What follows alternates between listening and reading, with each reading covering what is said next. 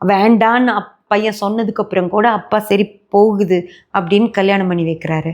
அவ்வளவு மோசமாக ஒரு காசுக்கு ஆசைப்பட்டு அந்த பையன் அந்த பொண்ணுக்கிட்ட உண்மையிலுமே ஏதோ ஒரு பொண்ணோட நல்ல பழக்கம் இருக்குது.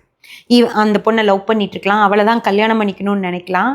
சரி அவளை கல்யாணம் பண்ணிக்கணும், அப்பா அம்மா இந்த மாதிரி வரதட்சணையெல்லாம் வாங்கி ஒரு பொண்ணை கல்யாணம் பண்ணி நீ வச்சுக்கோ, கல்யாணம் பண்ணிக்கோ, அப்புறம் வேணால் டைவர்ஸ் பண்ணிக்கலாம், அப்புறம் நமக்கு சொத்து வரும், காசு வரும்.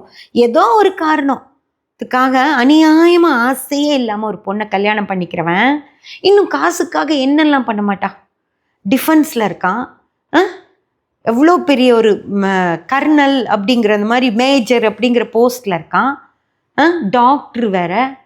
இந்த மாதிரி ஒரு இடத்துல இருக்கிறவன் நாளைக்கு காசுக்கு ஆசைப்பட்டு நாட்டுக்கே ஏதாவது பண்ணிட்டா என்ன ஆட்கள் இவங்கெல்லானே தெரியல. அந்த மாதிரியான ஒரு சூழ்நிலையில் தான் இன்றைக்கி நம்ம நாடு இருக்குது.